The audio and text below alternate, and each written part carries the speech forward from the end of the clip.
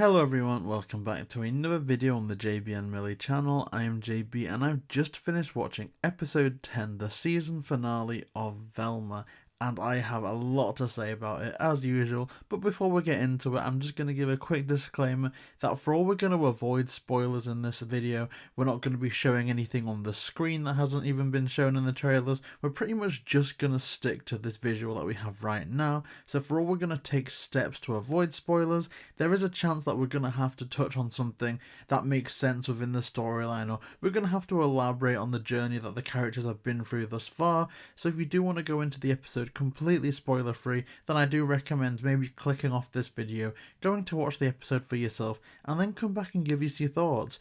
But if you don't really mind about any type of spoilers, then please continue the video because we're about to get in it right now. So it would be disingenuous of me to say that the social commentary this time around had gotten better, but what I will say is it resonated with me a bit more because it's from stuff that I've personally experienced in my day-to-day life.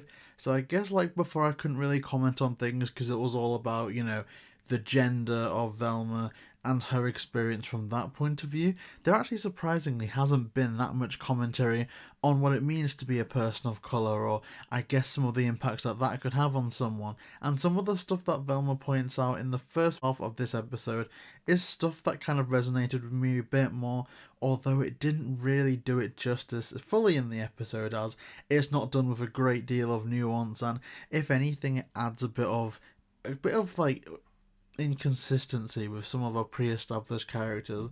For instance, we see Daphne's mums be a bit more compassionate to Velma in this episode, and whilst us as an audience member can infer that it's because of the growth that they've been on with Daphne in the subplot, but when you consider the fact that Velma didn't really have anything to do with that at all, and for all purposes Velma most likely doesn't even know about the existence of a lot of that storyline, it's just what we see as an audience, and so for all we can infer, oh, I guess they're being kinder because of this experience, it doesn't really translate to the screen. It just seems like they've had this complete 180 and have decided to become good people and help Velma because the storyline demands it. So that's kind of a thing that I didn't really like. Another thing that I thought I wouldn't like, but I ended up liking a bit more, is the expansion on some of the tropes from the classic conventions of the show. For instance, the gimmicks, the vehicle perhaps, and to that end, I kind of thought that it was a bit predictable when a certain thing starts to happen to that trope or that vehicle, and I kind of figured, okay, now it's gone from different show, but it's going to be ultimately predictable. We're going to have point A reach point Z by the time this is over, and it's just going to go through the motions. And I like that it didn't do that. For all I don't like how it didn't really go anywhere, I like how it set it up like the most predictable thing in the world. Like, yeah, we're going to wend in a very fan service way, but it didn't do that. And so I respect the show at least from wanting to be different to actually being different. So I think it's accomplished a little bit on that front, but whether or not it's effective will remain to be seen. And there's some moments that were completely wasted in this, however. We've been on a journey with Norval and Velma throughout the entire show, and I think, at least me personally, I was on the side of Norval. I thought that Velma was treating him horribly, and even if she didn't reciprocate his romantic feelings, just the way she dismisses his problems and his point of view in favour of her going on about her mum. And we get that it's sad, we get that it's like a bit of a dramatic situation, but she just goes on and on like a broken record and at the expense of every other character. And so when Norval does stand his ground a bit in this episode, we like that, we get it, but then it gets to a point where absolutely nothing in the story has compelled Velma to change apart from just emphasising how toxic she is. So, I need help now, and Norval's not here because he stood up for himself. Now I'm gonna suddenly decide to appreciate him, and I think they did it well in terms of direction. I think they staged her realisation well, and I think storyline and writing, the scene itself is actually pretty good, but when you take the whole show into consideration, it was like it was trying to do one big conclusion, but it didn't bother to write the rest of the essay. So for all it was good, I have no clue how it got there. It just happened because I guess characters go on emotional developments in the season finale. That's kind of it. It's like they had a list of things that season finales are expected to have, and they just kind of ticked the box and went down that list and just made it so, even though it wasn't really built up to be like that. So I don't really like that aspect of things, but the scene in of itself was pretty good. The finale also broke my cardinal sins of mystery shows or mystery films, in that I don't think it was entirely fair. Like, I think if you were watching things critically from day one, I don't think you could have called who the villain would be unmasked as in this episode. I think you can guess. There's always a chance you could guess, obviously, but I don't think there's a logical way that you can go, okay, this means that, that means this, and you're not even rewarded for going back and analysing things, at least from what I could see. So on my way up here, I noticed that there may be two killers, because in one instance, the killer swung the knife with his right hand, and on the other hand, they swung the knife with their left hand. And so I don't really see how we get, I suppose, a double unmasking to stay as spoiler free as possible, but then we see both of these supposed people holding weapons with their right hands. So it does seem like the animators, or there was some miscommunication and there was some laziness involved. And it's like, okay, be lazy in a comedy in terms of that visual cues, but in a mystery show, when you're meant to be able to look at these things and everything means something and it connects to something, I don't think you can afford to be lazy in a show like that. And so it kind of ruined that for me.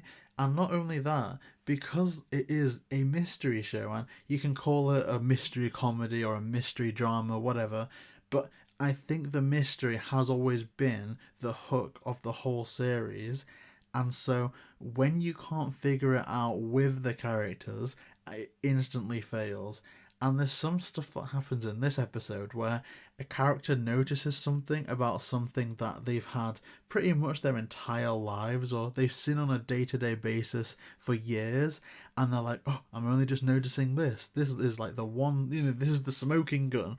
And it's like, great, but either one, you would have noticed that before unless you're an idiot, or two, it's unfair that that wasn't even shown to the audience so that the audience can go, huh, I've noticed that, I wonder if that connects to this other thing. So I think it completely fails in the mystery department.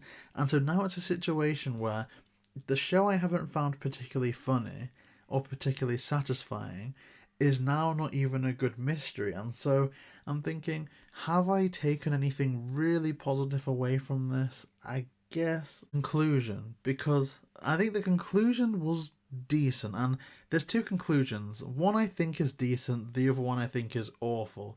The storyline conclusion I think is pretty good. I don't think they could have done it much better. The character conclusion I think was utterly miserable. So in terms of the story, we do get the unmasking, and the motivation does make a decent amount of sense.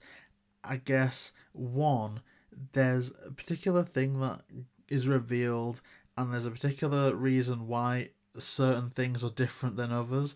But I would argue, like, for all the motivation made sense, the actions to get there didn't. So someone is trying to Scooby someone. That is a fact. But then you question yourself, why were there three victims? Why were they made a show of and a spectacle of? And I don't feel like it really gives us those answers, because the one thing that they do mention, that it is possibly to frame Velma, but Velma wasn't on that scene until like episode 4 of this, and we saw the first victim presumably being killed off way before, a little bit before episode 1, and so it doesn't really make a whole lot of sense at all. So I really didn't like that, because it just didn't make sense, and you couldn't figure it out, like I've been saying. But the motivation about why they're doing it, like why they did the stupid thing that they did, it does make sense, and I think it was acted pretty well. And you can kind of see a situation where if they wanted to overcomplicate it, they easily could have, But I think ultimately they did just decide to go with the simple approach, and I think that that paid off pretty well. I am a bit disappointed that it all fell back on Velma and I guess Mindy Kaling's self-imposed narcissism that, oh, I'm just like Velma, because ultimately we kind of get the reason why this show is called Velma and not, Mystery Inc. or something like that. And it's because Velma ultimately becomes the main target of the villain, but it doesn't explain why. I guess just because she's so amazing. But she really isn't. Like, if they were setting her up, if she was more like classic Velma, and she had the brains, she was the brain of Mystery Inc. She could she could solve all the mysteries single handedly. Then absolutely fine. This ending works a lot better. But Velma's been shown to copy off Norval's homework. She's been shown to make the most ridiculous decisions and to have the worst social commentary ever. And so to have her be this most desired person at the end is like, it doesn't make any sense. This is just Mindy Kaling, self-insert character, once again being raised up. Like, oh, everyone has a crush on me, and now I'm needed by the villain. It's like, you never see that, you never see the reason why, apart from the fact that it's just some type of Mindy Kaling narcissism. And going on to this, I would go as far to say that Velma herself as a character ruins this whole finale, because we get a kind of decent moment with a couple of the characters, but then Velma's selfishness and Velma's lack of awareness actually hurts two of the characters, and you never feel like the show even wants you to question that. It's, typical Velma, there she goes again, not knowing what she wants, or isn't she quirky for that? Like, no.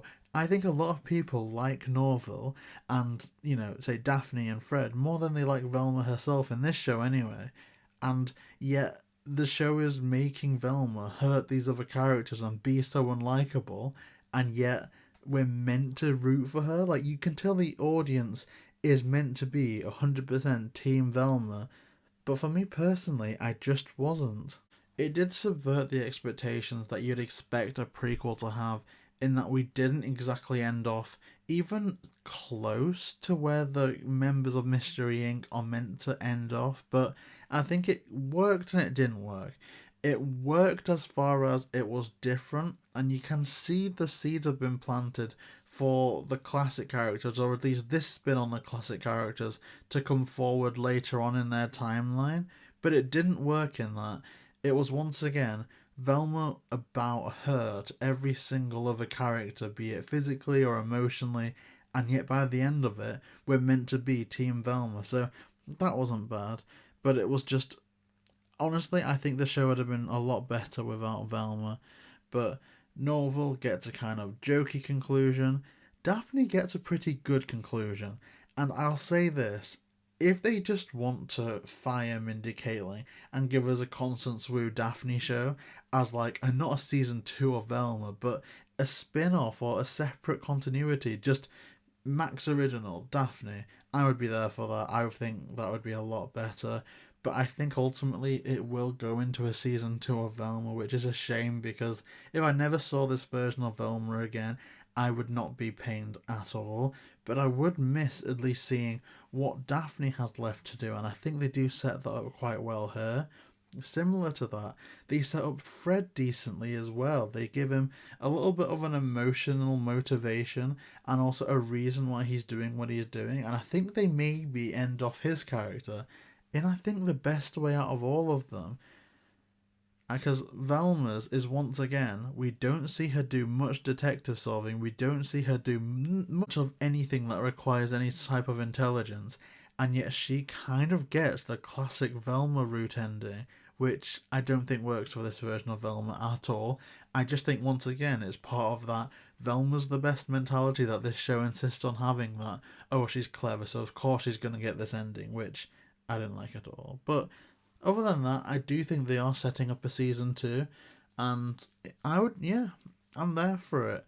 I wouldn't say I was excited about seeing Velma again, but if they announce the season 2, fine, I can see Constance Wu Daphne again, I can see Sam Richardson Norval again, and isn't it Glenn Howerton as Fred again? And those three I actually do like quite a bit, but of course it's just Velma. I mean, this is the thing with this show for me personally, and I know people like to hate on it, and whatever, people have valid reasons to not like the show.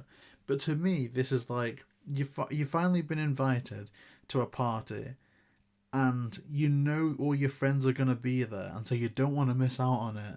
But the person that's hosting the party is the most unlikable person in class. They're the loud, obnoxious person that picks on people, hurts people, maybe they smell a bit. You know what I mean? Like, just think of that person at school that nobody liked, and you know that for all you're going to be able to talk with your friends without your parents, running around after you, you're going to have to be in a conversation with this individual, and you're going to hate every second of it. That's the vibe I get with this, and if they do announce a season 2, that's exactly the attitude I'm going with it. I want to go to this party even though I absolutely hate the host. So there you have it. That's my thoughts. We're going to have more content like Easter egg breakdowns and stuff like that. So if you do want to see more from us, then please like, comment, and subscribe to JayBee Milly.